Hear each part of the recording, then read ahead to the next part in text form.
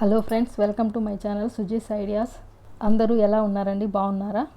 ఈరోజు నేను ఎన్నో ఆరోగ్య ప్రయోజనాలు ఉన్నటువంటి ఎంతో టేస్టీ అయినా ఎంతో సింపుల్గా చేసుకునే చిక్కుడుకాయ ఫ్రై గురించి తెలియజేయాలనుకుంటున్నానండి. ఈ చిక్కుడుకాయలు గుండె ఆరోగ్యానికి, ఊపిరితిత్తుల ఆరోగ్యానికి ఎంతో మేలు చేస్తాయండి. ఈ చిక్కుడుకాయలని ముందుగా ముక్కలుగా కట్ చేసుకొని ఒక కుక్కర్లో వేసుకొని అందులో కాస్త సాల్ట్ వేసి ఒక విజిల్ వచ్చేదాకా బాయిల్ చేసుకోవాలండి. ఒక్క విజిల్ అయితే సరిపోతుందండి. ఎక్కువ విజిల్స్ వస్తే మెత్తగా అయిపోతాయి, కాబట్టి ఒక విజిల్ సరిపోతుందండి. ఇప్పుడు ఫ్రైకి కావాల్సిన ఇంగ్రీడియంట్స్ చూద్దామండి. ఒక ఆనియన్, ఒక టమాటో ముక్కలు చేసి పెట్టుకోవాలండి. అల్లం వెల్లుల్లి పేస్టు, కొత్తిమీర, కరివేపాకు అండి. ఇప్పుడు మసాలా పౌడర్ కావాల్సిన ఇంగ్రీడియంట్స్ చూద్దామండి.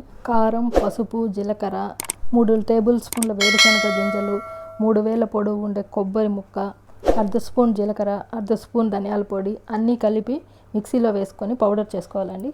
ఇప్పుడు చిక్కుడుకాయలను వడగట్టి పక్కన పెట్టుకోవాలండి. అన్నీ సిద్ధమయ్యాక మూకుడు పెట్టుకొని అందులో 1 టేబుల్ స్పూన్ ఆయిల్ వేసుకోవాలండి.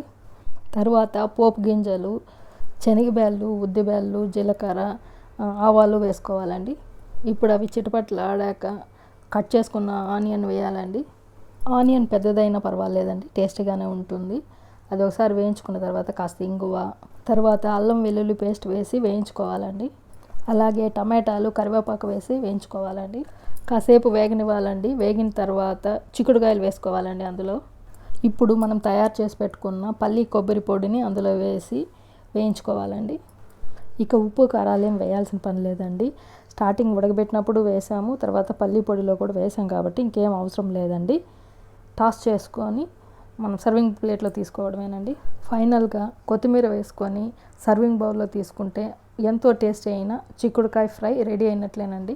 ఫ్రెండ్స్, ఈ వీడియో మీకు ఎంతగానో నచ్చిందని ఆశిస్తూ, మీకు కనుక ఈ వీడియో నచ్చినట్లయితే లైక్ చేయండి, షేర్ చేయండి, సబ్స్క్రైబ్ చేసుకోండి friends. Thank you so much. మీ సుజాత బీవీ.